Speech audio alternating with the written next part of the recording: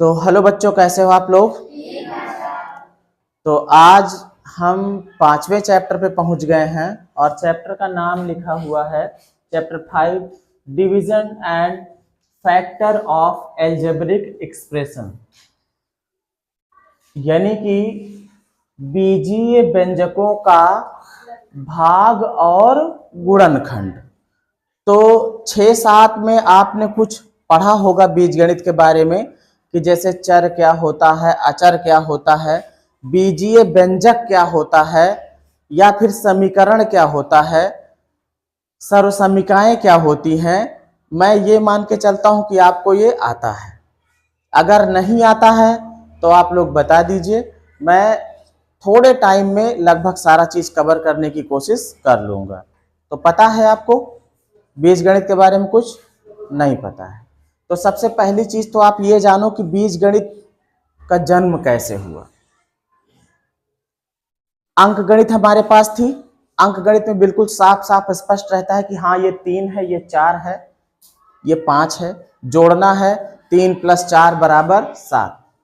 बीजगणित की जरूरत तब पड़ी जब हमको कोई अज्ञात चीज को भी शामिल करना हो जोड़ घटाने गुणा भाग में। किस चीज को? अज्ञात चीज को। मान लीजिए ये हमारे पास हाथ है, इसमें हमने कुछ रखा हुआ है, कुछ रखा हुआ है, लेकिन पता नहीं है कि इस मुट्ठी में क्या है। हाँ, मैं एक कंडीशन देता हूं कि अगर मैं एक चौक और इसमें मिला देता हूं तो 2 हो जाता है, 2 हो जाता है। कितना था इसमें ये पता नहीं है। ठीक है, मैं ये भी कह सकता था कि अगर मैं ये एक मिला दूंगा तो 50 हो जाएगा। कितना हो जाएगा? 50 हो जाएगा। तो जो चीज अज्ञात है उसको मानने के लिए बीज की जरूरत पड़ती है। किसकी पड़ती है? बीज। अज्ञात राशि को व्यक्त करने के लिए। कौन सी राशि को? अज्ञात राशि को। जैसे जो चीज इसमें है ये ज्ञात नहीं है कि कितना है, कंफर्म नहीं है, तो अज्ञात राशि को व्यक्त करने के लिए जरूरत पड़ी किसकी? बीज की। और बीज होते क्या है? बीज का मतलब कि बो दिया, कुछ दिन बाद पता लगेगा कि हाँ जो है क्या बोया गया है। पहले तो जमीन के अंदर दबा है ना, दूसरों को कैसे पता लगेगा? तो कहने का मतलब इसके लिए कुछ अल्फाबेट्स, कुछ मतलब का खा गा, चाहे मान लो चाहे XYZ मान लो, इस तरीके के अल्फाबेट्स का उपयोग किया जाता है। जैसे X लिख दिया, Y लिख दिया, Z लिख दिया, LMN या फिर का खा गा। तो जो अज्ञात चीजें थी, अज्ञात राशियां थी, उनको इसके द्वारा व्यक्त किया जाने लगा कि मान लो हमारी मुट्ठी में कितना था? X था। कितना था? X था। उसमें आपने एक और मिला दिया तो एक तो हमारा गिनती में है ना, एक तो पता ही कि एक हमने मिलाया, ये ज्ञात है, लेकिन जो मुट्ठी में था वो अज्ञात है। तो X क्या थी? अज्ञात थी, अननोन थी। क्या थी? अननोन क्वांटिटी थी, जिसको हम जानते नहीं थे। लेकिन जो उसमें मिलाया मतलब जोड़ दिया, मुट्ठी में हमने से डाला, तो अब हमको पता लगा कि मान लीजिए हमारे पास कितना हो गया है? 50 हो गया। कितना हो गया? 50 हो गया। तो अब X क्या है? यही X है हमारा बीज। क्या है? या हम इसको दूसरे नाम में कह देते हैं चर।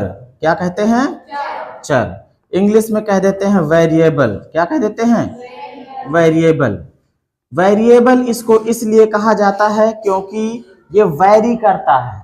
चर को पहले नाम दिया गया चल। क्या चीज? चल का मतलब जो चलायमान हो। क्या हो? चलायमान। चलायमान मतलब कि जो बदलता रहे। क्या रहे? बदलता रहे। अब देखो ऐसे थोड़ी ना बदलता रहेगा, लेकिन कहने का मतलब X की जगह पे Y भी रख दोगे तो कोई फर्क नहीं पड़ेगा, और Y की जगह पे Z रख दोगे तब भी कोई फर्क नहीं पड़ेगा। मतलब X की जगह पर जिसको चाहो आप, चाहे का रख दो, चाहे Y रख दो, चाहे Z रख दो, चाहे L रख दो, कुछ भी रख दो, इसके मान में कोई फर्क नहीं पड़ेगा। इसीलिए जो है इसको चर कहा जाता है। क्या कहा जाता है? चर या वेरिएबल कहा जाता है। लेकिन जो एक है ये फिक्स है, इसका मान आप बदल नहीं सकते। एक की जगह अगर आपने 2 रख दिया तो जो मान आएगा वो कुछ और आ जाएगा। ठीक है, ये कांस्टेंट है, नियत है, फिक्स है, बदलेगा नहीं। अब इसको अगर हम हल करते तो x बराबर क्या मिलता, ये एक उधर जाता, इधर प्लस में, उधर जाता माइनस में, 50 माइनस 1 होता, आ जाता 49। ये x का मान आया है और x जो है हमारी मुट्ठी में क्या था उसको हमने माना था, अज्ञात राशि को माना था। तो अज्ञात राशि हमारी अब बाद में कितनी मिल गई? 49। कि हमारी मुट्ठी में पहले कितना था? 49 था, एक और मिल गया तो अब हो गया कितना? 50। तो अज्ञात राशियों को व्यक्त करने के लिए हमको किसकी जरूरत पड़ी? बीज की जरूरत पड़ी या चर की जरूरत पड़ी, और उसकी सहायता से हमने फिर ये पता कर लिया कि अज्ञात राशि हमारी कितनी है। तो जो चीज बदली जा सके, x जगह पे y कर दें, y की जगह पे z कर दें, लेकिन मान में फर्क ना पड़े। अगर यहाँ पर हम y रख देते तो y का मान हमारा 49 आता कि कुछ और हो जाता ये। अगर यहाँ पे z रख देते तो z का मान हमारा क्या आता? 49 आता। तो कहने का मतलब x जो है y करो, y की जगह z करो, लेकिन मान हमारा हर बार कितना आएगा? 49 आएगा। तो ये चर है, इसको बदला जा सकता है। लेकिन जो 1 है या फिर जो 50 है ये अचर है। क्या है? अचर। इनको क्या कहेंगे? अचर। अचर या पहले कहते थे अचल, जो चले ना, जो बदले ना, जिसको अगर बदल दोगे तो मान बदल जाएगा, जो बदले ना। ठीक है, अगर आप 1 की जगह 2 कर दोगे तो 2 घटने लगेगा, फिर उत्तर कितना आने लगेगा? 48 आने लगेगा, 48 आने लगेगा, मान बदल जाएगा ना। तो इसीलिए चर क्या है, अचर क्या है, समझ गए? चर वे हैं जिनको हम बदल सकते हैं, वेरिएबल्स वे हैं जिनको हम चेंज कर सकते हैं, लेकिन कांस्टेंट कौन से हैं? जिनको हम बदल नहीं सकते, कांस्टेंट हैं ये, इनको बदला नहीं जा सकता। अब ये तो हो गए चर अचर। एक्स वाई जेड का खागा इससे डिनोट करते हैं चर को, और अचर तो जो होगा वो हमारे नंबर से जो संख्या है वही होती है। अब देखो आगे बात करते हैं कि आखिर ये एल्जेब्रिक एक्सप्रेशन क्या होता है। एल्जेब्रिक एक्सप्रेशन में कुछ नहीं होता, बस यूं समझो कि जो हमारे ये चर अचर हैं इन्हीं को बाइनरी ऑपरेशन, बाइनरी ऑपरेशन मतलब प्लस माइनस मल्टीप्लाई डिवाइड, ये क्या है? जोड़ घटाना गुणा भाग, इन्हीं को बाइनरी ऑपरेशन कहते हैं। ठीक है, गणित में। तो कहने का मतलब अगर हम चर और अचर को मिला करके एक साथ में ले लेते हैं, चाहे चर हमारा 2 घात का हो, चाहे 3 घात का हो, चाहे जैसा हो, और जैसे मान लो ऐसे हमने लिख लिया कुछ, अब ये बीच में इसमें क्या लग गया? प्लस लग गया। प्लस हमारा बाइनरी ऑपरेशन है, इसके द्वारा 2 चर आपस में मिल रहे हैं। ठीक है, 2 राशियां मिल रही हैं। हम चाहते तो एक और बढ़ा सकते थे, कोई भी चीज ले लो, मान लो हमने 2 ले लिया, तो प्लस माइनस के द्वारा जो है समाहित करके चर और अचर को प्लस माइनस के द्वारा मिक्स करके, मिला करके जो एक स्ट्रक्चर इस तरीके का बन जाए उसे हम लोग बीजीय व्यंजक कहते हैं। ये एक्सप्रेशन है, एक्सप्रेस किया गया। ठीक है, और ये जो एक्सप्रेशन होता है, मतलब जो व्यंजक होता है, वो कुछ बताता है। ऐसे नहीं कि कुछ भी आप लिख दोगे। जैसे कोई कथन कहा गया है, उस कथन को व्यक्त करने के लिए हम कुछ लिखते हैं। जैसे मान लीजिए कहा जाए कि किसी संख्या के वर्ग में 2 जोड़ें, किसी संख्या के वर्ग में 2 जोड़ें। तो किसी संख्या अज्ञात राशि है, हम उसको मान लेते हैं x, और उस संख्या का क्या कह रहा? वर्ग कर रहा। क्या कह रहा?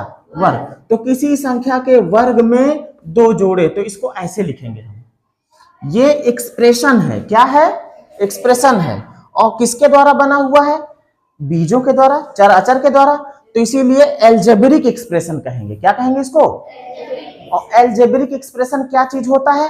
किसी कथन को, किसी स्टेटमेंट को व्यक्त करता है, बताता है। ये बता रहा है कि कोई चीज है, उसका वर्ग करके 2 उसमें जोड़ा गया है। जो कथन अगर हम इसको लिखते कि किसी संख्या में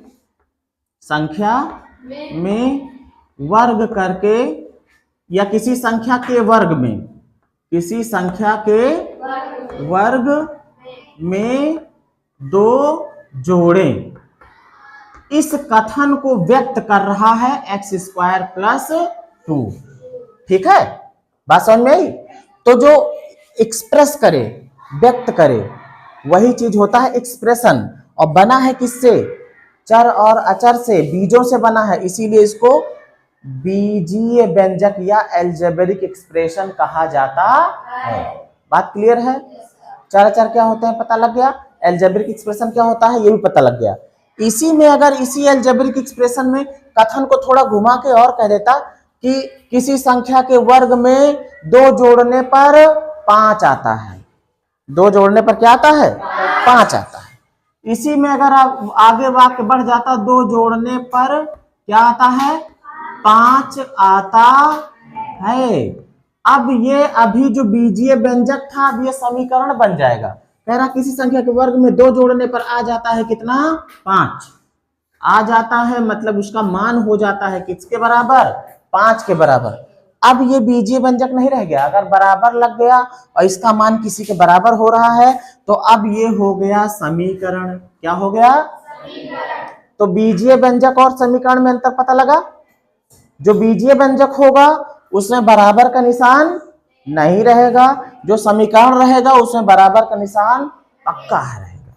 इसी तरीके से सर्वसमीका होता है। क्या होता है? सर्वसमीका। जैसे एक सर्वसमीका है ए स्क्वायर माइनस बी स्क्वायर बराबर होता है एक ब्रैकेट में ए प्लस बी और दूसरे में ए माइनस बी। अब इसमें भी बराबर है, लगा है ना? इसमें भी बराबर है और इसमें भी बराबर है, लेकिन हम इसको सर्वसमीका कहते हैं और इसको समीकरण कहते हैं। इसको क्या कहेंगे? बराबर यहां भी लगा है, इसको कहेंगे समीकरण। क्या कहेंगे? समीकरण या इक्वेशन। और इसको बोलेंगे आइडेंटिटी या सर्वसमीका। क्या बोलेंगे?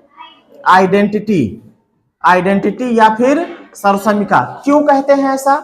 क्योंकि समीकरण जो होता है वो x के किसी एक मान के लिए सही होता है।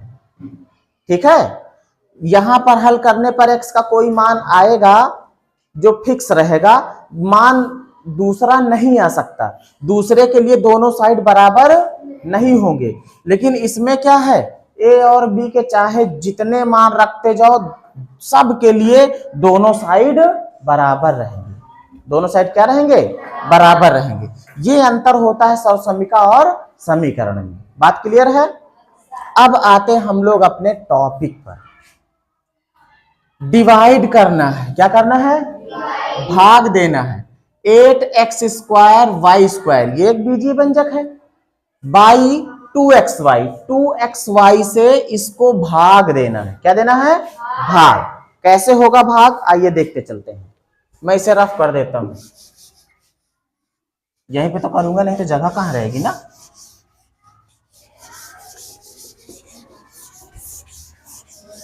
देखो, बहुत सिंपल सा तरीका है भाग देने का, कठिन कुछ नहीं है।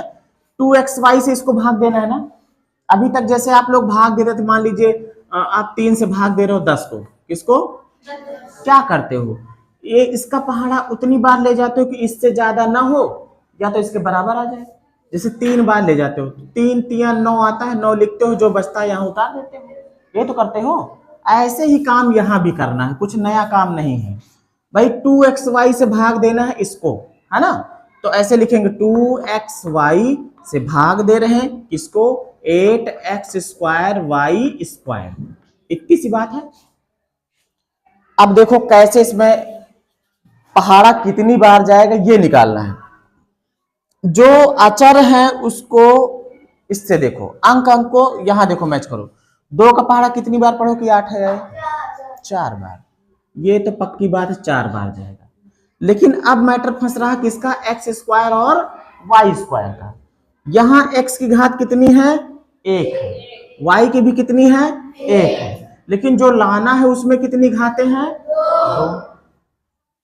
अब गुणा, क्योंकि यहां से यहां गुणा करके ही लिखा जाता है, तो गुणा में घातें जुड़ती हैं। जैसे x गुणे x करोगे तो हो जाएगा x की घात 2 हो जाता है ना, क्योंकि इन दोनों की घातें एक एक घातें जुड़ के 2 हो जाती है ना।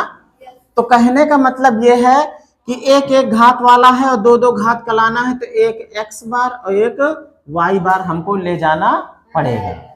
अब जब हम इसमें गुणा करेंगे तो क्या आएगा, 4 दूनी 8, 4 2 जा 8, और फिर जब x का x के साथ होगा दोनों की घातें जुड़ेंगी हो जाएगा x स्क्वायर, y का y के साथ होगा तो ये भी हो जाएगा y स्क्वायर। अब क्या करते हैं, घटाते हैं, ये तो करते हैं ना। इसमें क्या करोगे, चिन्ह बदल के घटाओगे, ऐसे माइनस लगाया चिन्ह बदल गया, ऊपर प्लस में नीचे माइनस में, सेम चीज में से सेम चीज घटेगी, कुछ नहीं बचेगा, कट जाएगा, क्या हो जाएगा 0। आंसर क्या आपका आ गया, आंसर आ गया 4xy। अब यही समझ लो एक बात और, डिवीजन एंड फैक्टर, दो चीजें कह रहा, डिवीजन एंड फैक्टर, भाग और गुणनखंड। बेटा जिसमें भी शेष या रिमाइंडर 0 आ जाए, शेष क्या आ जाए 0, रिमाइंडर क्या हो जाए, रिमाइंडर हो जाए 0, 0 हो जाए, तो पक्का समझ लेना कि जो आंसर आया है वो दी गई संख्या का एक गुणनखंड जरूर होगा।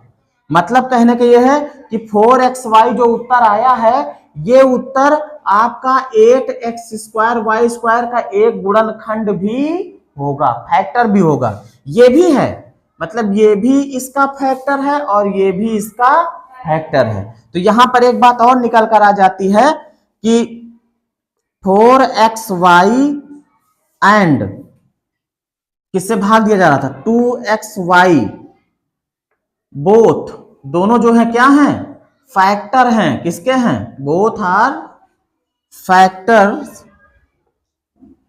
Of 8x² y²। दोनों बातें सही होते, जब कब होगा ऐसा, जब रिमाइंडर क्या हो जाए 0, जब शेष 0 आ जाए तभी ये फैक्टर बनेंगे। ये भी एक गुणनखंड बनेगा, ये भी एक गुणनखंड बनेगा, किसका, जिसको भाग दिया गया उसका, इसके दो गुणनखंड ये दोनों बनेंगे। कब, जब भाग देने के बाद क्या है 0 है।